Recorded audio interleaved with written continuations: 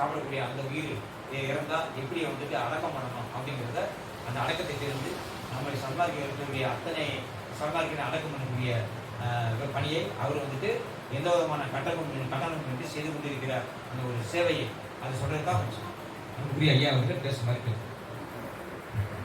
அருட்பெரும் ஜோதி அருட்பெரும் ஜோதி தனிப்பெரும் ஐயா அடுத்துள்ளது வந்திருக்க அனைவருக்கும் வணக்கம்.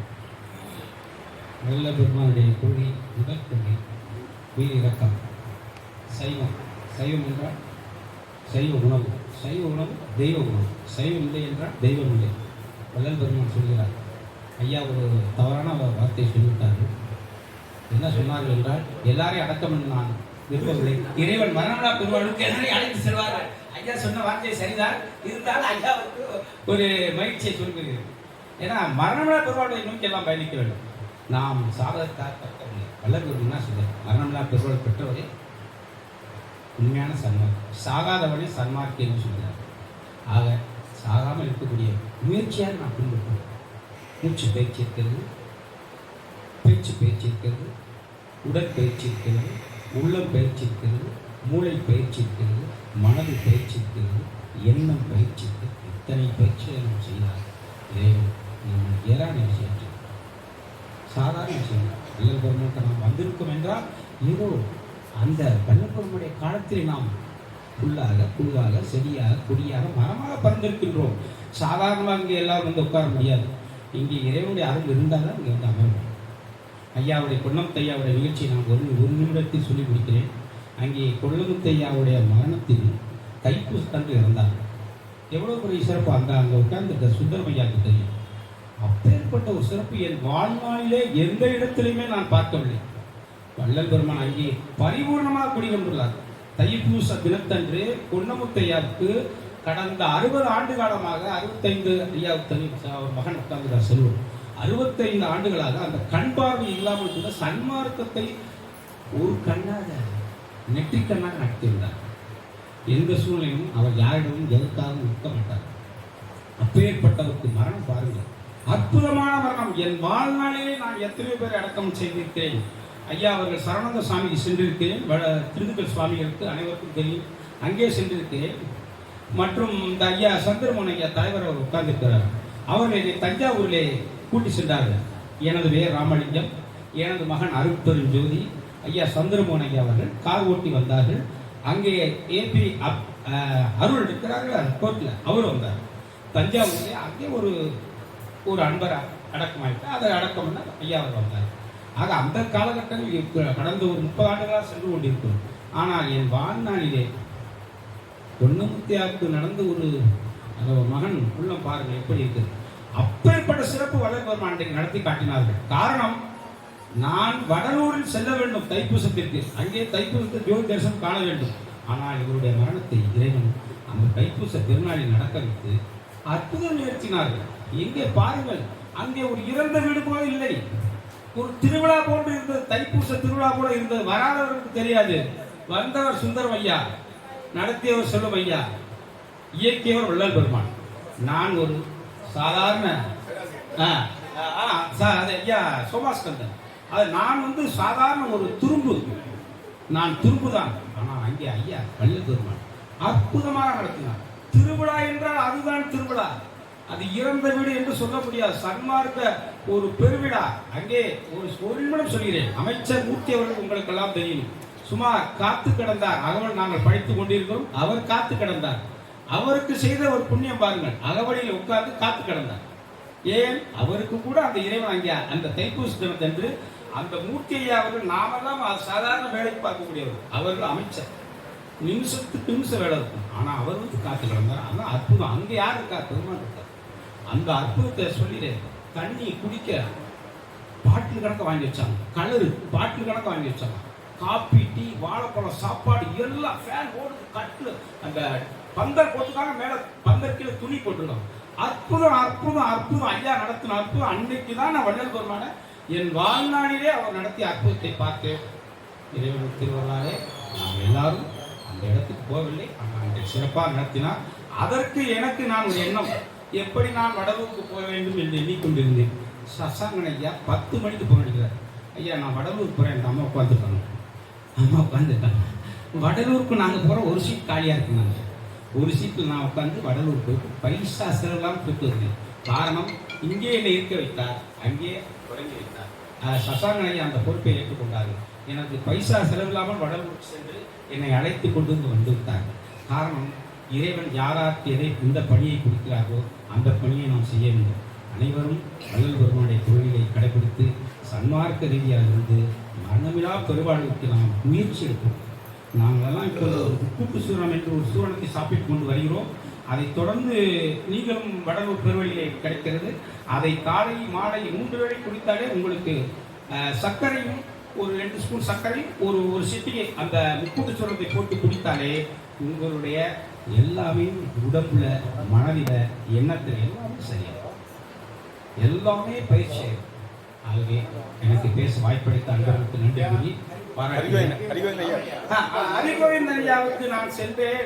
ஆனால் அங்கே எனக்கு அனுமதி இல்லை. அது பெருமான் உத்தரவு கொடுக்கவில்லை. அதோடு முடித்துக் கொள்கிறேன். நன்றி, வணக்கம்.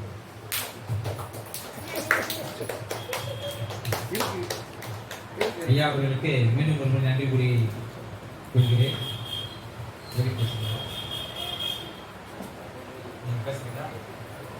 நம்முடைய வண்டியூர் மூத்த சன்மார்க்கி சகோதரர் ரவிச்சந்திரன் ஒரு சில வார்த்தைகள் பேசுவார். அருட்பெருஞ்சோதி அருட்பெருஞ்சோதி தனிப்பெரும் கருணை அருட்பெருஞ்சோதி எல்லாம் செயல்கூடும் என்னானை அம்படத்தே எல்லாம் வல்லான் தடையே ஏற்று. இந்த வள்ளலார் இயற்கை அறிவியல் மையத்தின் நிர்வாகியாகிய திரு சசாங்கன் அவர்களுக்கு எனது முதன்மை வணக்கத்தை தெரிவித்துக் கொள்கிறேன். இந்த நிகழ்ச்சிக்கு முதன்மையாக நின்று நடத்துகின்ற திரு சந்திரமோகன் ஐயா, மதுரை மாவட்ட சன்மார்க்க சங்க தலைவர் திரு சந்திரமோகன் ஐயா அவர்களுக்கு எனது வணக்கத்தை தெரிவித்துக் கொள்கின்றேன். அடுத்தபடியாக நிகழ்ச்சியை நடத்துவதற்கு சிறப்புரையாற்ற வந்திருக்கின்ற திரு சோமாஸ் கந்தன் ஐயா அவர்களுக்கும் எனது வணக்கத்தை தெரிவித்துக் கொள்கின்றேன். மற்றும் இங்கே வந்திருக்கின்ற அனைவருக்கும் எனது வணக்கம் தெரிவித்துக் கொள்கின்றேன். இந்நிகழ்ச்சி சித்திரை புத்தாண்டு விழாவையும் அடுத்து அகவல் எழுதிய வள்ளல் பெருமான் அகவல் எழுதிய அந்த நாளையும் முன்மறைந்த நாட்களிலே தன் முகம் மறைத்துக் கொண்ட இரு சன்மார்க்க பெரும் நிர்வாகிகளாகிய ஐயா ஹரிகோவிந்தன் ஐயா அவர்களையும் திரு பொன்னமுத்து ஐயா அவர்களுக்கும் நினைவேந்தல் விழாவாகவும் முப்பெரும் விழாவாக நடத்த ஏற்பாடு செய்திருக்கின்ற திரு சசாங்கன் அவர்களுக்கு மீண்டும் எனது வணக்கத்தை தெரிவித்துக் கொள்கின்றேன். நான் திரு ஹரிகோவிந்தன் ஐயாவிடம் எனக்கு வணக்கம் இல்லை, அவரை நான் பார்த்ததும் இல்லை. இதுவரை படத்திலே பார்த்திருக்கின்றேன். ஆனால் வடலூர் மதுரை மாவட்ட சன்மார்க்க சங்கத்திலே அவருடைய படத்தை பார்த்திருக்கின்றேன். ஆனால் நான் பார்க்கவில்லை என்றாலும் அவர் மதுரை மாவட்ட சன்மார்க்கத்துக்கும் சன்மார்க்க சங்க கட்டிடம் கட்டுவதற்கு சில லட்சங்களை அவர் பெரும் நிதி உதவியாக கொடுத்திருக்கின்றார் என்பதை இந்த இடத்திலே சொல்லிக் கொள்கின்றேன். நான் அதை அங்கே அவருடைய படம் போட்டு அவர் எத்தனை லட்சம் கொடுத்தார் என்பதையும் போட்டிருக்கின்றார்கள். அது ஒரு பெரிய அற்புதமான ஒரு சிறப்பான ஒரு நல்ல அமைப்பான அவருடைய உதவியை பெருமையாக பாராட்ட வேண்டும். அவருக்கு எனது வணக்கத்தை தெரிவித்துக் கொள்கின்றேன். அவர் வேறும் பல சன்மார்க்க தொண்டுகளை செய்திருக்கின்றார் என்று பலர் சொல்லியிருக்கின்றார்கள். நான் பார்த்ததில்லையானாலும் அதற்காக அவருக்கு நான் எனது இரங்கலையும் வணக்கத்தையும் தெரிவித்துக் கொள்கின்றேன். ஆனால் திரு பொன்னமுத்து ஐயா அவர்களை நான் நேரிலே பார்த்திருக்கின்றேன். அவர் இடத்திற்கு சென்று பலமுறை அவருக்கு நான் உதவியும் செய்திருக்கின்றேன். அவர் இருகண்ணும் தெரியாதவராயினும் இருகண்ணும் தெரியாதவராயினும் இறுதி வரை தன் சன்மார்க்க தொண்டினை மிக அருமையாக செய்து வந்தவர். அவரை நான் நேரில் பார்த்து பலமுறை அவருக்கு உதவியும் செய்திருக்கின்றேன். அன்னதானத்திற்கும் அவர் ஒரு 2-3 ஆண்டுகளுக்கு முன்னால் என்று நினைக்கின்றேன். அப்போது வள்ளலாருடைய பிறந்த இடத்திற்காண்டி அவர் இருந்த இடத்திற்கு நல்லா வெள்ளை அடிப்பதற்கு மேலும் சில வேலைகளுக்கெல்லாம் நான் சென்று நானும் இன்னொருவரும் சேர்ந்து உதவி செய்து அந்த இடத்திலே அன்னதானம் நடத்துவதற்கு அவரோடு சேர்ந்து தொண்டு செய்திருக்கின்றோம். என்னால் முடிந்த அளவுக்கு நான் உதவியும் செய்திருக்கின்றேன் அவரோடு சேர்ந்து. அவரை நன்றாக தெரியும். இருகண்ணும் தெரியாதவராயினும் இறுதி வரை சன்மார்க்கத்திலே உள்ள பல விஷயங்களை மக்களுக்கு எடுத்துச் சொல்வது போல நிகழ்ச்சிகளையும் நடத்தி ஒவ்வொரு மாதம் மாத பூசத்தனத்திலும் மற்றும் பௌர்ணமி தினங்களிலும் ஏதாவது ஒரு 20-30 பேரை 30 பேருக்கு அன்னதானம் கொடுத்து அகவல் படிக்க வைப்பார். அந்த நிகழ்ச்சியை தொடர்ந்து இறுதி வரை நடத்தி இருக்கின்றார். நான் நேரடியாக பார்த்திருக்கின்றேன். அவரோடு சேர்ந்து என்னால் முடிந்த அளவுக்கு உதவியும் செய்திருக்கின்றேன். அவருக்காகவும் எனது இரங்கலையும் வணக்கத்தையும் தெரிவித்துக் கொள்கின்றேன். நன்றி, வணக்கம். மிகவும் நன்றி. அடுத்தபடியாக நம்முடைய சிறப்புரையாளர் அன்புக்குரிய ஐயா சோமாஸ்கந்தன் அவர்கள் இப்போது இந்த நிகழ்வுடைய சிறப்புரையாக அவருடைய உரையை நிகழ்த்துவார். அவருடைய உரையை மிகவும் கவனமாக இருக்கிறார்கள். ஏனென்று சொன்னால் அவர் நம்முடைய மூத்த சன்மார்க்கிகளாக இருந்து மறைந்த நம்முடைய அன்புக்குரிய ஐயா பொன்னமுத்து மற்றும் ஐயா ஹரிகோவிந்தன் அவர்களோடு நெருங்கி பழகியவர். குடும்பத்தோடு ஒன்றாக இருந்தவர். அந்த அளவிற்கு மிகவும் சிறப்பாக அவர்களோடு இருந்தவர். ஆதலால் அவருக்கு நிறைய அனுபவங்களும் நிறைய அறிவுகளும் அவருக்கு அனுபவம் கிடைத்திருக்கும். அதை நம்மளும் பகிர்ந்து கொள்வார். இந்த சிறப்புரையை அவர் நிகழ்த்துமாறு உங்கள் சார்பாக மீண்டும் கேட்டுக்கொள்கிறேன்.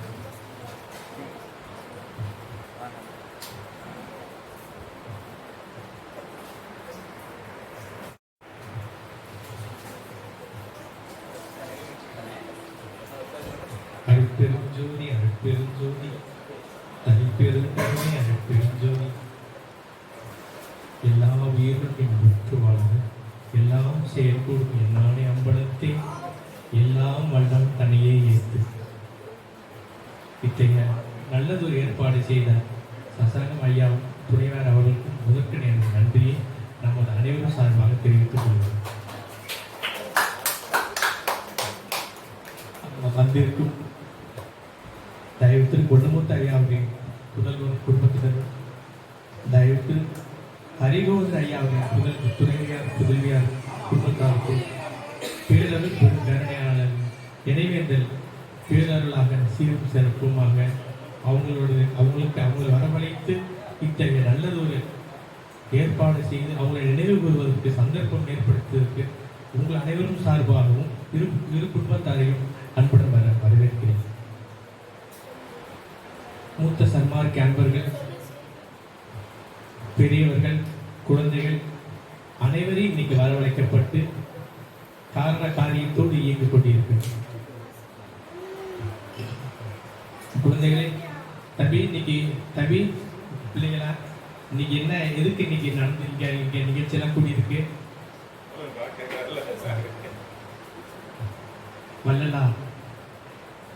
வள்ளல் பெருமான். ஓகே, அன்பர்கள் அனைவருக்கும் திருவற்பாவில் ஐயா சொன்ன மாதிரி சில விஷயங்கள் எல்லாம் படிச்சுட்டு வரோம், பார்த்துட்டு வரோம், பழகிட்டு வரோம். சன்மார்க்கத்தில் தொடர்ந்து தன்னை ஈடுபடுத்திட்டு இருக்கோம். நாளுக்கு நாள் பொழுதுக்கு பொழுது பெருமானார் நமக்குள்ள இயங்கி நம்மளை நடத்துகிறார். அந்த பக்குவம் நமக்கு எவ்வளவு தூரம் நமக்கு வருவிக்கு அவரோட உள்ள திருவிழங்க சிவயோக சக்தியெல்லாம் விளங்க.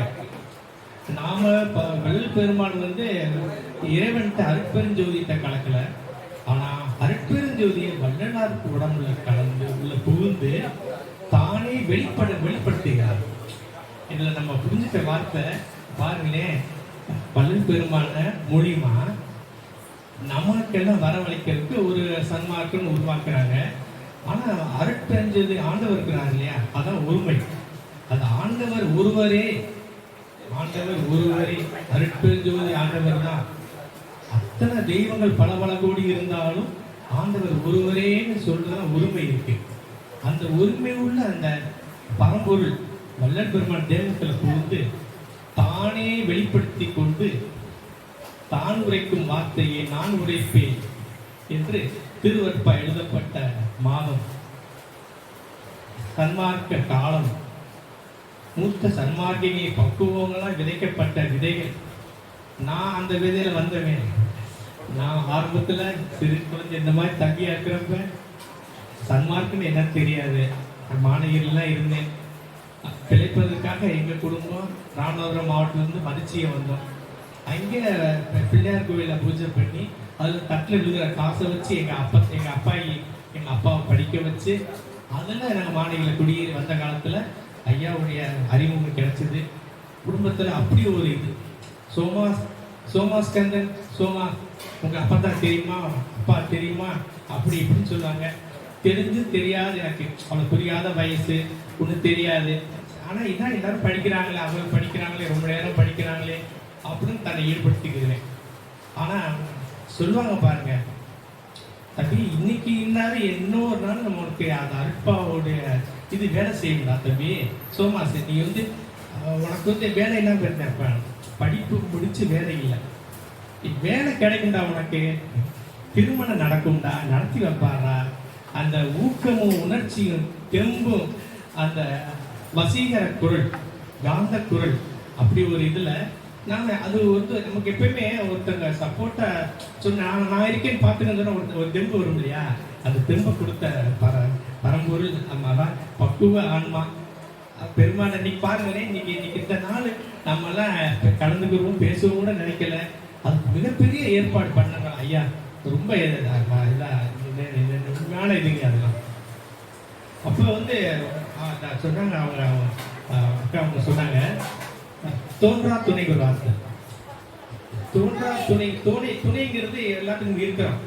அப்பா அவங்க பிள்ளை இருக்கிறாங்க, துணைவியா இருக்கு, கணவர் இருக்கிறாங்க, எல்லாத்துக்கும் சப்போர்ட்டா இருக்கிறோம். ஆனா தோன்றா துணைங்கிறது என்னன்னா, அந்த நடக்கக்கூடிய கட்டம் வந்திருக்கு போல. இது வரைக்கும் நமக்கு தோன்றி அதை பாரு இதை பாருன்னு அருட்பா நடத்துவாங்க. மதுரையில பட்ட பாடு கொஞ்சம் நஞ்சம் இல்லை.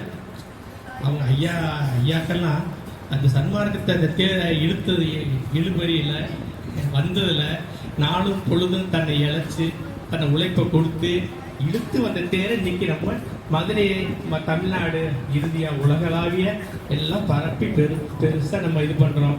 அப்போ இன்டர்நெட் இல்லை, டிவி இல்லை, மக்கள் தொடர்பு இல்லை, கருவி இல்லை, மொபைல் ஃபோன் இல்லை. அப்போ அந்த காலகட்டத்திலே அவங்க எல்லாம் சேர்ந்து நம்மளை பாருங்களேன், இந்த அளவுக்கு எனக்கு தெரிய அவங்க இழுத்து வரவழைக்கப்பட்டிருக்காங்க. அப்பேற்பட்ட அவங்களுடைய தோன்றா துணை இன்னைக்கு எடுபடக்கூடிய காலம் வந்திருக்கு போல. அதுதான் எனக்கு தோணுது. அது பெருமானார் ஐயா அறிகோந்தன் ஐயா பாருங்க, அந்த கோட்டால அந்த இன்னிசை வேந்தர் அவளை பாடல் குரல் அவங்க கேட்டிருக்கேன், கண்ணீர் வருங்க. அவங்க பாடலை கேட்டவங்களுக்கு தெரியும். அந்த குரலை உயர்த்தி அவங்க கம்பீரமா வெங்கல குரல் சொன்னாங்க இல்லையா, இன்னிசை வேந்தர், இவங்க சொல்வேந்தர் ஊக்கத்தோட சொல்லக்கூடியவர் சொல்வேந்தர் பொன்னமுத்தையா. இன்னிசையோட இசையால வசீகரிக்கப்பட்டு அனைவரையும் ஒரு இடத்துல உட்கார்ந்து அது கவனமா ஈர்க்கப்பட்டு மன உருக பாடக்கூடிய வல்லமை உள்ளவங்க ஹரிகோந்தன் ஐயா. அவங்க இருவருடைய இதுவும் இன்னைக்கு அது நம்ம முத்தாய கடமை. அந்த கடமையை நமக்கு அப்படி ஒரு தருணத்தை ஏற்படுத்தி கொடுத்துருக்கிறாங்க. அதை நம்ம கலந்துகிட்ட எல்லாருக்கும் அந்த பதிவேற்றல் நடந்து கொண்டு இருக்கிறது. அங்கே ஐயா எல்லாமே ரெக்கார்ட் பண்ணிட்டு இருக்கிறாங்க. பெருமானார் தான் ரெக்கார்ட் பண்றாங்க. பெருமானார் கருணையால இன்னைக்கு நம்ம ஒவ்வொருவரும் அந்த அறிவு விளக்கத்தை, உயிர் விளக்கத்தை தெரிஞ்சுக்கணும். தயவு கூர்ந்து சன்மார்க்கங்கிறது எளிமையான மார்க்கம் தான். நம்ம பார்க்கறது இதை பொறுத்து இருக்கு. நம்ம என்ன புத்தக அறிவு, பழக்க அறிவு, அனுபவ அறிவு, பார்த்தாலும் படித்தாலும் பக்கம் நின்று கேட்டாலும் பெருமாள் என்ன சொல்ல வர்றாங்க, நமக்கு என்ன அப்படி இவங்க எல்லாம் சொல்லிட்டு போயிருக்கிறாங்க. சன்மார்க்கம் சைவமா இருந்தா போதுமா, திருவருட்பா படிச்சா போதுமா? அருட்பெருஞ்சோதி விளக்கு தெரியுது இல்லையா தம்பி? அந்த விளக்க பாருங்க, அருட்பெருஞ்சோதி தீபம். அந்த விளக்கு ஊன்றி கவனிக்கணும். விளக்குலதான் மன உருவம், அறிவு விளக்கம் பெருகும், ஆன்ம உருக்கம் நிகழும். நாம இப்ப இவங்க சுத்த தேகம், பிரணவ தேகம், ஞான தேகம் சொல்லுவாங்க. ஒளி உடம்பா ஆகுவதற்கான தகுதி பெருமாள் இவங்க பட்ட பாடல இனி அடுத்த ஒரு பரிணாமத்தில் அது நடக்க போகுது. நாம எல்லாம் அந்த வரிசையில அதை என்னன்னு கேட்க தெரிஞ்சுக்கிற ஆர்வமா இருக்கிறோம். இந்த தேகத்துல அந்த சுத்த தேகம் நம்ம இருக்கிறோமா? நமக்கு எல்லாத்துக்கும் சுத்த தேகம் கிடைச்சிருக்கா? தேக ஆரோக்கியம் சொல்றோம் இல்லையா? தேக ஆரோக்கியத்துக்கு சுத்த தேகம். சுத்த தேகம்னா என்ன? எது சுத்த தேகம்? சுத்த தேகங்கிறது சைவமா இருந்தா வந்துருதா? தேகத்தை பத்தி சுத்த தேகத்துல முதல் ஐயா பெருமானார் சொல்றார். வாழ்வியல் குறிப்புகள் எடுத்து வள்ளலார் உரைநடை பகுதியில சுத்த தேகத்தை இந்த மாதிரி நம்ம சன்மார்க்க அன்பர்கள் ஒருமித்து ஒருமையோடு சக்தி விசாரத்தால பரோபகார செயலால ஜீவக்காரின் உண்மையான இறக்கங்கள் பாருங்களேன். வள்ளலார் இயற்கை அறிவியல் மையம். அப்ப இயற்கை உண்மை இருக்கா? இயற்கை விளக்கம் இருக்கா? இயற்கை இன்பம் இருக்கா? பாருங்களேன், 3 விஷயத்தை ஐயா வச்சு இன்னைக்கு முப்பெரும் விழா. ஆனா அது 3 விஷயம் இருக்கு. இயற்கை உண்மை தானா நடக்குது, செயற்கையா ஒன்றும் இல்லை. இயற்கை விளக்கம் இப்ப நடந்துகிட்டு இருக்கு. எல்லாரும் பேசினாங்க இல்லையா, நம்ம அன்பர்கள் சகோதரர்கள், அதுல நடந்துகிட்டு இருக்கு. இயற்கை இன்பம் அது நாளைக்கு நடக்க போகுது. இயற்கை உண்மைதான் இயற்கை விளக்கத்தை ஏற்படுத்தி கொடுக்குது. இயற்கை விளக்கத்தால் இயற்கை இன்பம் ஏற்பட போகிறது. சத்து சித்து ஆனந்தம் சொல்லுவாங்க.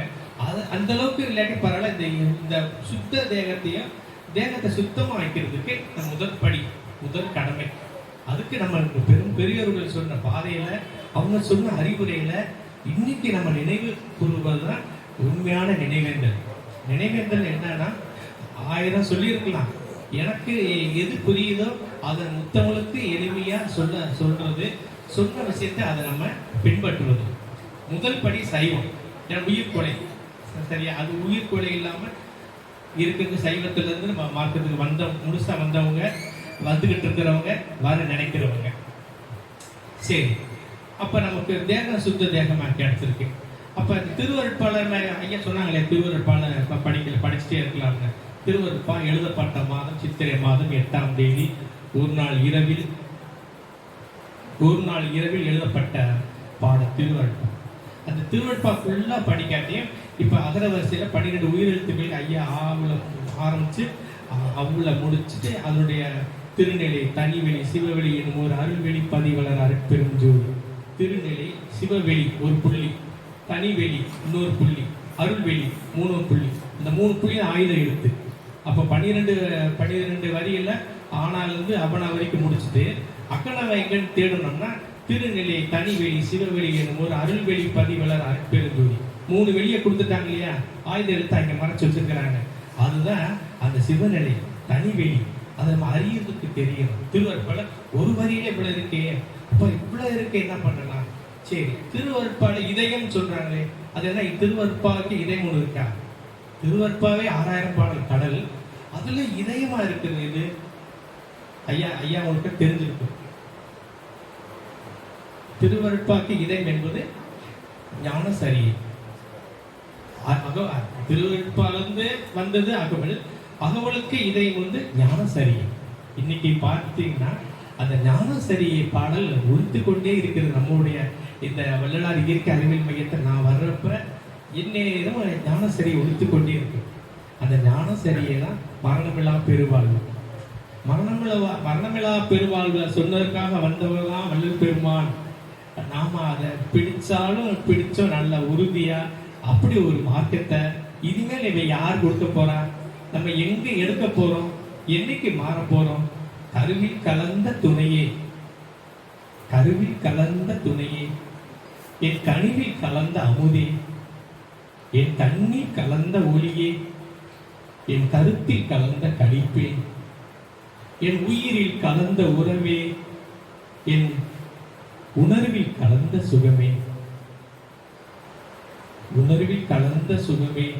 ஆண்டவரே, எம்பெருமானே, எங்களுக்கு அது சீக்கிரம் அப்படி ஒரு பக்குவத்தை, நமக்கு இந்த இப்படி ஒரு பக்குவத்தை கிடைப்பதற்கு எங்களுக்கு அவ்வளவு பெரிய மார்க்கத்தை கொடுத்த வள்ளல் பெருமான நம்ம என்னென்ன சொல்லுவோம், என்ன நினைச்சு அவரை போற்றி புகழ்ந்திருக்கு. போற்றினின் பேரருள், போற்றினின் பெருஞ்சீர், ஆற்றலின் ஓங்கிய அருட்பெருஞ்சோதி.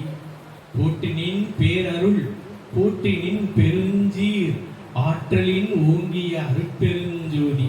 சுத்த சன்மார்க்க சுகநிலை பெருக, உத்தமன் ஆகுக ஓங்குக என்றனை. போற்றினின் பேரருள், போற்றினின் பெருஞ்சீர், ஆற்றலின் ஓங்கிய அருட்பெருஞ்சோதி. இது திரும்ப திரும்ப நம்ம அகவல இந்த வார்த்தை நம்ம வாயில வருது, வரவழைக்கப்பட்டது, அவர் சொன்னது, இதை கேட்பது, இது என்ன நமக்கு பாக்கியம் பாருங்களேன். அந்த அந்த வரிசையில் நம்மளாம் வந்துட்டோம்.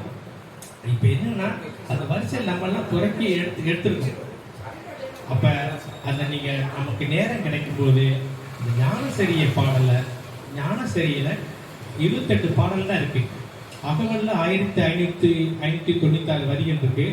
அருட்பா 6000 பாடல் இருக்கு. 6000 பாடல் பாட முடியாட்டி 1596 வரிகள் பாடலாம்.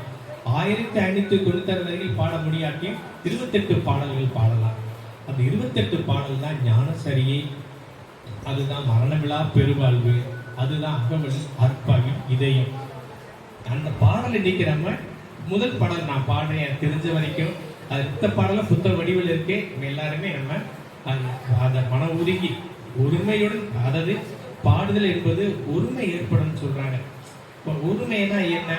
ஆண்டவர் ஒருவரே, வேற சிந்தனைகள் வேற, இந்த இது பவரான தெய்வம், இவங்களுக்கு பவரானவன் கொஞ்சம் இதை காலிங் பெட்டர், அந்த அந்த அந்த குழப்பத்திற்கு இடமில்லை.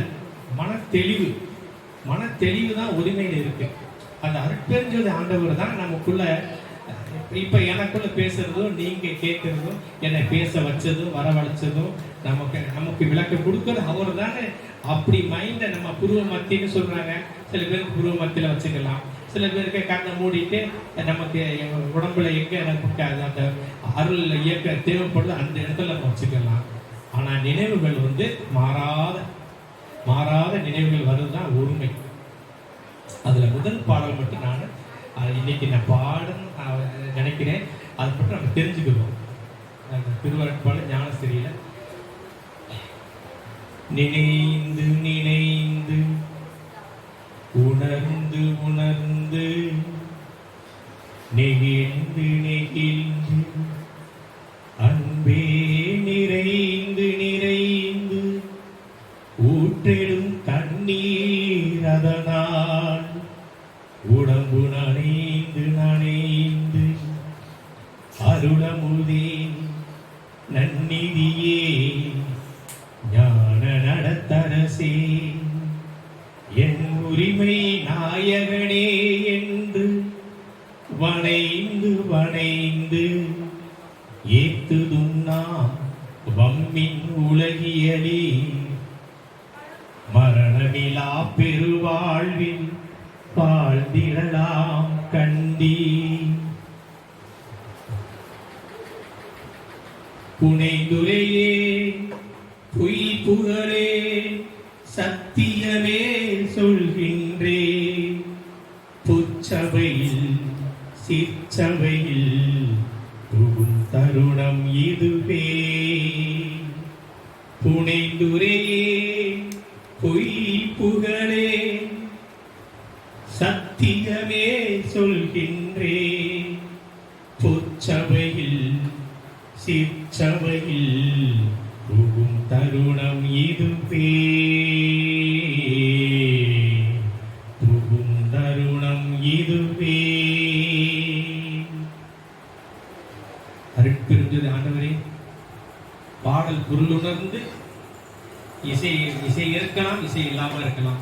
பாடல் பொருளுணர்ந்து ஒருமையுடன் தனித்தாவது ஒருமித்த கருத்துக்கள், ஒத்த கருத்துக்கள் உள்ளவருடைய கூட்டு சேர்ந்தாவது தம்முடைய விண்ணப்பத்தை ஐயா சொன்ன மாதிரி திருவிளக்குக்கு முன்னாடி சொல்வோமாயின் அனைத்து நன்மைகளும், கோடான கோடிய நன்மைகளும் என் பொருட்டு அவர் வள்ளல் பெருமான் சொன்னார். எம்பொருட்டு நீவீரெல்லாம் நன்மை அடைவது சத்தியமே சத்தியமே சத்தியமேன்னு அந்த சத்திய வாக்கோட, சத்திய அறிவிப்போட இந்த நல்லதொரு எனக்கு கிடைத்த வாய்ப்புக்கு ஐயாக்கு நன்றி பாராட்டி வந்திருக்க அன்பர்களுக்கெல்லாம் என தாழ்மையான சிரம் தாழ்ந்த நன்றியினையும் நம் அனைவரும் பாத்தியப்படுவதற்காக விண்ணப்பம் தெரிவித்தும் எனது இந்த சிறு உரையை, எனது சிறு அறிவில் கேட்டினதை இத்துடன் முடித்துக் கொள்கின்றேன். நன்றி, வணக்கம். அருட்பெருஞ்சோதி அருட்பெருஞ்சோதி தனிப்பெருங்கருணை அருட்பெருஞ்சோதி. ஐயா அவர்களுக்கு மகிழ்ச்சி நிறைந்த நன்றியை தெரிவித்துக் கொள்கிறேன். வேற யாராவது பேசுறீங்களா? பேச விரும்புறீங்களா? அம்மா நீங்க பேசுறீங்களாம்மா? வேற யாரும் பேச விரும்புறீங்களா? ஐயா நீங்க பேசுறீங்க. தம்பி ஐயா நீங்க. மிக்க நன்றி. இந்த விழா எதற்காக அப்படின்னு சொல்லி ஏதாவது ஒரு யோசனை இருந்துச்சுன்னா, இந்த விழா எதற்காக அப்படின்னா, இந்த விழா வந்து கண்டிப்பாக நடக்கணும். இப்படிப்பட்ட விழாக்கள் மூலமாக தான் சன்மார்க்கத்தை அடுத்த தலைமுறைக்கு நம்ம எடுத்து செல்ல முடியும். முதல்ல சன்மார்க்கிகள் தங்களுக்குள்ளே முதல்ல பல விஷயங்களை வந்து நம்ம வந்து தெரிஞ்சுக்கணும். நம்மளுக்குள்ளே வந்துட்டு நிறைய விஷயங்கள் வந்துட்டு முரண்பட்டு நிற்கணும், கருத்து முரண்பட்டு நிற்கணும். வரலாறு ஒரே ஒரு விஷயம் தான் சொல்லியிருக்கணும். எல்லாருக்கும் அந்த ஐயா சொன்ன மாதிரி ஐயா சொன்னாரு, மரணம் இல்லாத பெருவாழ்வு. மரணத்தை தவிர்ப்பது எப்படி அப்படின்னு ஒரு வழியை சொல்லியிருக்கிறார். அந்த வழியை யாராவது பின்பற்றுறோமா? அந்த வழி என்னன்றதை தெரிஞ்சுக்கணும் நம்ம விரும்புகிறோமா? அப்படிலாம் கிடையாது. நம்ம வந்து தாவர உணவை சாப்பிட்டுட்டு நம்ம வாட்டிக்கு இயல்பாக இருக்கக்கூடிய இந்த உலகத்தில் இருக்கக்கூடிய இயல்பான பல பழக்க வழக்கங்களை சார்ந்து தான் நம்ம வாழ்ந்துட்டு இருக்கோம். ஆனால் அது அப்படி கிடையாது. மரணமில்லா பெருவாழ்வு அவருக்கு கிடைத்தது. அவர் தான் சொல்றாரு, நான் பெற்று நீங்களும் பெறுவீர்கள் அப்படின்னு சொல்றாரு. இப்ப நீங்களும் பெறுவீர்கள்னா அப்ப பெறுவதற்கு தகுதியானவர்கள் நாம். அப்ப பெறுவதற்கான அந்த முயற்சியை அவர் செஞ்சார். நம்ம செய்யணுமா இல்லையா? நம்ம ஏன் அந்த முயற்சியை செய்யல? ஏன் காரணம் என்ன அப்படின்னா, அவர் சொன்ன மாதிரி அந்த உரிமையை நம்ம இன்னும் பெறலாம். உரிமை மட்டும் நமக்கு கிடைத்து விட்டால் நிச்சயமாக மரணமில்லா பெறுவாரை பெறலாம். நம்ம குறிப்பிட்ட நேரத்தில் நம்ம இப்போ உதாரணம் பார்த்தீங்கன்னாக்க, இப்போ ஒரு 5 to 8 ஒரு 3 மணி நேரம் நம்ம ஒதுக்குறோம் இந்த விஷயத்துக்காக. அவ்வளோதான். அதுக்கப்புறம் வந்து நம்ம இயல்பான வாழ்க்கைக்கு நம்ம போயிடுறோம், இந்த உலக வாழ்க்கைக்கு போயிடும். அப்போ அவர் என்ன சொல்றாரு, உலக வாழ்க்கைக்கு நம்ம போயிட்டோம்னா அப்போ ஆண்டவர் இடத்துல நமக்கு எப்படி காதல் வரும், எப்படி அன்பு செலுத்த முடியும், எப்படி அவரை நம்ம தொடர்பு கொள்ள முடியும் அப்படின்னா, அப்போ அவர் ஐயா சொல்றாரு, ஊனிலும் உடலிலும் எலும்பிலும் சதையிலும் ரத்தத்துல அத்தனையிலும் கலந்து இருக்கணும் கடவுளுடைய மேல இருக்கக்கூடிய காதல் அப்படின்னு சொல்றாரு. அப்ப கடவுள் மேல இருக்கக்கூடிய அந்த அன்புங்கிறது எப்படி? கடவுளை வந்துட்டு நம்ம காதலிக்கிறோன்னு சொல்றாரு. காதல்னா என்ன? கடவுள் மேல 24 மணி நேரமும் நினைப்பா இருக்கு. ஒரு காதலர்கள் 2 பேர் இருக்காங்க, ஒரு ஆண் பெண் இருக்காங்க. பாத்தீங்கன்னா அவங்களுக்கு எந்த சிந்தனையும் ஓடாது. இந்த பெண்ணை அந்த ஆண் நினைச்சுட்டு இருப்பான், அந்த ஆணை வந்துட்டு இந்த பெண் நினைச்சுட்டு இருப்பாங்க. அப்ப 24 மணி நேரம் அவங்க வந்து உண்மையா அந்த காதலிக்கிறதுனாலதான் அந்த காதல் வந்து அவங்களுக்கு கை கொடுக்கும். அதே மாதிரி தான் அப்ப மனிதனுக்கு மனிதனா இருக்கக்கூடிய அந்த காதல் என்பது ஐயா என்ன சொல்றாரு, இறைவன் மீது வைக்கின்றார். அருட்பெருஞ்சோதி ஆண்டவர் மேல வைக்கின்றார். அருட்பெருஞ்சோதி ஆண்டவர் அந்த இயற்கை. அப்ப அந்த இயற்கையின் மீது நீங்கள் காதல் கொள்ளுங்கள். இயற்கையின் மீது அருட்பெருஞ்சோதி என்ற அந்த இயற்கையின் மீது நீங்கள் காதல் கொண்டு 24 மணி நேரமும் நம்ம அருட்பெருஞ்சோதியை தொடர்பு கொண்டோம்னா நாமும் நிச்சயமாக மரணமில்லா பெருவாழ்வை பெறுவதற்கான தகுதியை நாம வந்துடும். அதுக்கப்புறம் பார்த்தீங்கன்னா கொஞ்சம் பிறவிகள் தான் இருக்கும். நிறைய பிறவிகள்லாம் இனிமேல் நமக்கு வரப்போறது கிடையாது. மற்றவர்களுக்கு பல பிறவிகள் இருக்கலாம். திருவள்ளுவர் சொல்லியிருக்காரு, பிறவி பெருநிலம் நீந்துவர் நீந்தார் இறைவனுக்கு சேராதா அப்படின்னு சொல்லியிருக்கிறாரு. பிறவி பெருகளை நமக்கு எப்போ முடியும் அப்படின்னாக்க, பாவங்கள் செய்து கொண்டே இருக்க அடுத்தடுத்த பிரிவுகள் நம்ம நிகழ்ச்சி கொண்டே இருக்கு. இப்ப பாவங்கள் என்னைக்கு முற்று பெறுகிறதோ அன்றைக்கு நமக்கு வந்துட்டு பெரிய பெருங்கடல் வந்துட்டு நம்ம நீந்த வேண்டிய அவசியம் இல்லாம அன்றைக்கு வந்துட்டு இறைவனுடைய பாதங்களை அடைந்து மரணமில்லா பெருவாழ்வை நாம் அடையலாம். 2வது குறளே சொல்றார் வள்ளுவர், கற்றதனால் ஆய பயன் என்கொள் வாழறிவன் நற்றால் தொழாரியனின்னு சொல்றார். இந்த குறள் என்ன சொல்லுது? நீ என்ன நூல்களை கற்றிருந்தாலும் அந்த நூலின் மூலமாக இறைவனுடைய திருப்பாதங்களை அடைய முடியவில்லை என்றால் அந்த நூலால் எந்த விதமான பயனும் இல்லைன்னு சொல்றாரு. இப்ப மரணமில்லாத பெருவாழ்வை வந்துட்டு நீ படிக்கணும் அப்படின்னாக்க வள்ளலாற்றை வந்துட்டு வள்ளலாருடைய அந்த சுத்த சன்மார்க்கத்தை பின்பற்றி அதன் மூலம் ஒழுக்கமாகவும் உரிமையுடன் வாழ்ந்தால் நிச்சயமா வள்ளலாரை கொண்டு நாமும் மரணமில்லாத பெருவாழ்வை பெறலாம். அப்ப என்ன, அதுக்கு என்ன அடிப்படை காரணம்? ஐயா சொன்ன மாதிரி அருட்பெருஞ்சோதி மந்திரத்தை 24 மணி நேரமும் நமது, அதாவது நம்ம உடல் சொல்ல வேண்டும், கண் சொல்ல வேண்டும், மூக்கு சொல்ல வேண்டும், வாய் சொல்ல வேண்டும், செவி சொல்ல வேண்டும், ரத்தம் சொல்ல வேண்டும். நம் உடலில் இருக்கக்கூடிய செல்கள் அனைத்தும் அருட்பெருஞ்சோதி என்ற மந்திரத்தை சொல்லிக்கிறோம். உலகத்துல ஒரே ஒரு மந்திரத்தின் மூலமா இறப்பை தவிர்க்கலாம் அப்படின்னா அந்த ஒரே மந்திரம் நம்முடைய அருட்பெருஞ்சோதி மந்திரத்தை தவிர வேற எந்த மந்திரமும் இல்லை. அதனாலதான் அந்த மந்திரத்துக்கு ஐயாவே என்ன சொல்லியிருக்காரு, மகா மந்திரம் சொல்லியிருக்காரு. ஏன்னு கேட்டீங்கன்னா இந்த உலகத்துல வந்துட்டு எல்லா ஒளிகளும் 5 ஒளிகளுக்கு 5 மூல ஒளிகளுக்கு உட்பட்டது. சரிங்களா? இந்த உலகத்தில் இருக்கக்கூடிய எந்த பாஷையா இருக்கட்டும், எந்த மொழிகளா இருக்கட்டும், எந்த மொழிகளாக இருந்தாலும் அத்தனை மொழிகளும் தமிழிலிருந்து பிறந்தவை. தமிழில் இருக்கக்கூடிய அந்த 5 மூல ஒளிகளில் இருந்து தான் அடுத்தடுத்த ஒளிகள்லாம் பிறக்குது. அது ஆ, இ, உ, ஏ, ஓ 5 எழுத்துக்கள். இங்கிலீஷ்ல AEIOU சொல்லுவாங்க. சரிங்களா? அதே அந்த வவல் வெர்ஷன் சொல்லுவாங்க. அந்த 5 உயிரெழுத்துக்கள் மட்டும்தான் உலக மொழிகளுக்கெல்லாம் தாய் எழுத்து. இந்த 5 மொழிகளிலிருந்து 5 ஒளிகளிலிருந்து பிறந்ததுதான் மற்ற ஒளிகள் எல்லாமே. ஆல இருந்து பிறந்ததுதான் ஆ, ஆல இருந்து பிறந்ததுதான் க. சரிங்களா? எல்லாத்துக்கும் நீங்க பாத்தீங்கன்னா எந்த ஒளி எந்த எழுத்துக்களை நீங்க வந்து ஒளியாக பிரித்து பார்த்தாலும் அது மூல ஒளி இந்த 5 ஒளிகளாக தான் இருக்க முடியும், இருக்கும். இன்னொன்று உங்களுக்கு ஒரு அதிசயமான ஒரு ஏற்கனவே ஐயா சொல்லியிருக்கேன், பல கூட்டங்கள் சொல்லியிருக்கேன். இல்லை அந்த புதியவர்கள் வந்திருக்கிறதுனால உங்களுக்கு தெரிந்து கொள்ள வேண்டும் என்பதற்காக அதை சொல்லி நிகழ்ச்சியை முடித்துக் கொள்வோம். அதாவது வந்துட்டு உலகத்தில் இருக்கக்கூடிய மொழிகளே மூத்த மொழி தமிழ்ன்றாங்க. இப்போ அதுக்கு பிற்பாடு இங்கிலீஷ் இருக்கு, இது இருக்கு, எத்தனையோ ஆயிரக்கணக்கான மொழிகள் இருக்கு. எழுத்துக்கள் இல்லாத மொழிகள் இருக்கு, பேசப்படாத மொழிகள் இருக்கு, பேசக்கூடிய மொழிகள் இருக்கு. பேசக்கூடிய மொழிகளுக்கு ஒளி வடிவம், எழுத்து வடிவம் இல்லாத மொழிகள்லாம் இருக்கு. ஆனா நம்மளுடைய மொழி மட்டும் அன்றிலிருந்து இன்று வரை கிட்டத்தட்ட நம்ம மொழி எப்போ தோன்றிச்சுன்னு நமக்கு தெரியாது. ஏன்னா இதுக்கு வயதே கிடையாது. கல் தோன்றி மண் தோன்றா காலத்து முன் தோன்றிய தமிழன் அப்படின்னு சொல்லி சொல்லுவாங்க, தமிழ் சொல்லி சொல்லுவாங்க. அதுபோல மூத்த மொழியா இருக்கிறது தமிழ் மொழி. உலகத்திற்குரிய இப்ப நமக்கு தாய்மொழி தமிழாக இருக்கலாம், உலகத்தில் இருக்கக்கூடிய மொழிகளுக்கெல்லாம் தாய்மொழியாக இருப்பது தமிழ் மொழி. அதே அந்த 5 ஒளியை சொன்னேன். இந்த 5 ஒளிகளுக்கு பிறந்ததான் எல்லா ஒளிகளும். நீங்க எங்க வேணாலும் பார்த்துக்கலாம், எல்லா ஒளிகளுக்கும் மூல ஒளி இந்த 5 ஒளிகள் தான். அப்ப இந்த மொழி எப்படி காப்பாற்றப்பட்டு இத்தனை ஆண்டுகளாக இருக்கிறது அது யாருக்காக தெரியுமா? எத்தனையோ மொழிகள் தோன்றி அழிந்திருக்குது. நம்மளோடு நம்ம சமகாலத்தில் இருந்த மொழிகள் லத்தீன் கிரேக்கம்லாம் இப்ப கிடையாது. அதுக்கு ஒளி உரிமை கிடையாது, வரி உரிமை கிடையாது. அந்த மொழியே இருக்குது, அந்த மொழியை பேசுறவங்களும் கிடையாது. இப்ப சமஸ்கிருதத்துக்கு எழுத்து வடிவம் இருக்கு, ஆனா பேசுறதுக்கு கொஞ்சம் ஆட்கள் தான் இருக்காங்க. அதை மந்திரம் பண்ணி சொல்லிட்டான். அதனால அது யாரும் அதிகமா படிக்கிறதுல பேசுறது கிடையாது. அது மாதிரி பல மொழிகள் இருக்கு. சில மொழிகளுக்கு எழுத்து வடிவமே கிடையாது, ஒளி வடிவம் மட்டும் இருக்கு. இப்படிப்பட்ட சூழல்ல தான் இன்னைக்கு மொழிகள் இருக்கு. ஆனா நம்மளுடைய மொழி மட்டும் எப்படி பல்லாயிரம் ஆண்டுகளாக பாதுகாக்கப்பட்டு வருகிறது எப்படி என்றது அதுக்கு என்ன ஒரே ஒரு காரணம் தான். என்ன தெரியுமா உங்களுக்கு? தெரியுமா? தெரியலன்னா அதாவது வந்து பாத்தீங்கன்னா இப்ப நம்ம வந்து காய்ச்சல் இருந்துச்சுன்னா என்ன பண்றோம்? ஒரு டோட் போடுறோம், இல்லைன்னா ஒரு பாராசிட்டமால் போடுறோம். பாராசிட்டமாலுக்கு என்ன பேரு? மாத்திரை. மாத்திரைக்கு டேப்லெட், ஆங்கிலத்தில் டேப்லெட் அப்படின்னு சொல்லுவோம். ஒரு மாத்திரையை நம்ம சாப்பிட்டோம்னா இப்ப அதிகமாக 102 டிகிரி காய்ச்சல் இருக்கு. அப்ப 500 மில்லிகிரா மாத்திரை ஒரு மாத்திரை போடுறோம். வெறும் 99 டிகிரி தான் இருக்கு காய்ச்சல். அப்ப என்ன மாத்திரை? அரை மாத்திரை போடுறோம். அதுக்கு கீழே கால் மாத்திரை போடுறோம். அப்ப காய்ச்சல் எந்த அளவுக்கு அதிகமா இருக்கோ அதுக்கேற்ற மாதிரி நம்ம மாத்திரை சாப்பிடுறோம். அப்ப அந்த காய்ச்சல், அந்த உணர்ச்சி, வெப்பம் அதை தடுப்பதற்காக எப்படி மாத்திரை பயன்படுத்துறோம்.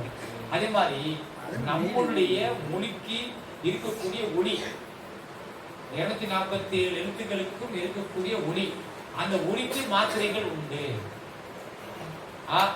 இந்த தமிழ் இலக்கணம் படிச்சவங்க எல்லாத்துக்குமே தெரியும். ஆனானா ஒரு மாத்திரை, ஆனானா 2 மாத்திரை. சரிங்களா? மீறதுக்கு அரை மாத்திரை அப்படின்னு சொல்லி மாத்திரைன்னு சொல்றோம். அப்ப மாத்திரை என்பது என்ன? ஒளி உச்சரிக்கப்படும் கால அளவு. நீங்க அப்படின்னு சொல்லக்கூடாது. அப்ப அப்படின்னா அந்த ஆண் சொல்லக்கூடிய அந்த ஒளி உச்சரிப்பு காலம் இருக்குல்ல, அதுதான் டேப்லெட், அதுதான் மாத்திரை. அப்ப நம்முடைய மொழிக்கு இலக்கணம் கண்டுபிடிச்ச தொல்காப்பியர் எந்த அளவுக்கு மிகச்சிறந்த அறிவாளியா இருக்கணும் பாருங்க. அப்போ ஒரு ஒளியை இந்த கால அளவில் தான் இந்த ஒளியை நீ உச்சரிக்கணும். அப்படிங்கிற வார்த்தை எந்த அளவுக்கு வச்சுக்கணும், அப்படிங்கிற வார்த்தை இந்த ஒளி அளவு காலத்துக்குள்ள தான் உச்சரிக்கணும் அப்படின்னு சொன்னதுனாலதான் அந்த மொழி அளவு உச்சரிப்புகள் மாறாம இன்றைக்கு வரைக்கும் தமிழ் மொழி காப்பாற்றப்பட முடியும். 247 எழுத்துக்கள் இருந்தாலும் நம்முடைய ஒளிகள் என்பது வெறும் 5 ஒளிகளுக்குள் அடைக்க விடலாம். அந்த 5 ஒளிகள் தான் மூல ஒளிகள். இந்த 5 மூல ஒளிகள் தான் உலகத்தின் மூல ஒளிகள் என்பதை அந்த நல்ல கருத்து சொல்லி வந்து இன்னும் நிறைய நம்ம பேசலாம். அதோட கால இந்த சிறப்பாக நிகழ்ச்சியை கடத்த வந்து அதாவது எதிர்பாராம சொன்னாங்க. அதாவது எதிர்பாராம வந்து ஒரு சூழலை நம்ம வந்து எந்த இடமா இருந்தாலும் எந்த இதாக இருந்தாலும் அந்த இடத்துல இந்த நேரத்துல இந்த இடத்துல இந்த ஆன்மாக்கள் தான் ஒன்று கூடணும் அப்படிங்கிறது இறைவன். அதுல ஐயாவை இருக்கும். அப்ப புண்ணிய ஆன்மாக்கள் அது பெருமை பெற்ற ஆன்மாக்கள் தான் நீங்க ஒன்று சேர்ந்திருக்கோம். அந்த ஒன்று சேர்ந்த அடிப்படையில வந்து இன்னைக்கு நம்மளாம் ரொம்ப சிறப்பா வந்து நீங்க இந்த ஒரு நிகழ்ச்சியை நம்ம வந்திருக்கோம். அடுத்தபடியா நம்முடைய விண்ணப்பத்தை முடிச்சுட்டு அப்படியே நிறைவு செய்துட்டு இட்லியும் வடையும் இருக்கு, வாழைப்பூ வடை இருக்கு, உளுந்த வடை இருக்கு, எள்ளி இருக்கு. சட்னி சாப்பிட்டு நல்லா சிறப்பா வயிறு நிறைய சாப்பிடணும். யாரும் சாப்பிடாம போயிடாதீங்க, சரிங்களா? இப்போ நம்ம வந்து விண்ணப்பத்தை வந்துட்டு நம்முடைய அன்புக்குரிய ஐயா பட்டிருக்கிறோம். ஐயா சோமஸ்கந்தன் ஐயா ஐயா படிக்கும் நம்முடைய ஐயா விண்ணப்ப நாயகன். எல்லாரும் அப்படி சொல்ல அப்படியே திருப்பி சொல்லுங்க. ஐயா நல்லா சத்தமா சவுண்டா படிங்க. நான் இந்த அதுக்கு தான் அது கொடுத்துருக்கு. முடி வாங்கினா நல்லா சத்தமா நீங்க சொல்ல எல்லாமுடைய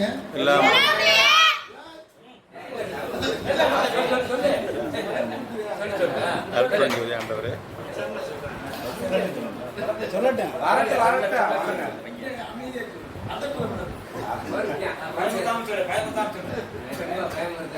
எல்லாமுடைய அருட்பெரும் ஜோதி அற்புத கடவுளே இது தொடங்கி எக்காலத்தும் சுத்த சன்மார்க்கத்தில் முக்கிய தடைகளாகிய சமயங்கள் மதங்கள் மாற்றங்கள் என்பவற்றில் ஆச்சார சங்கற்ப விகற்பங்களும் வருணம் ஆசிரமம் முதலிய உலகாச்சார சங்கற்ப விகற்பங்களும் எங்கள் மனதில் பற்றாவண்ணம் அருள் செய்த வேண்டும். சுத்த சன்மார்க்கத்தின் முக்கிய லட்சியமாகிய ஆன்மீக ஒருமைப்பாட்டுரிமை எங்களுக்குள் எக்காலத்தும் எவ்விடத்தும் எவ்விதத்தும் எவ்வளவும் உலகாமல் நிறைந்து விளங்க செய்வித்தவர்கள் வேண்டும். எல்லாமாகிய தனிப்பெருந்தலைமை அருட்பெரும் ஜோதி ஆண்டவரே தேவரே திருவருள் பெருக்கருணைக்கு வந்தனம் அருட்பெரும் ஜோதி தனிப்பெரும் ஜோதி அருட்பெரும் ஜோதி திருவருள் பிரகாசம் வரலாறு திருவடியை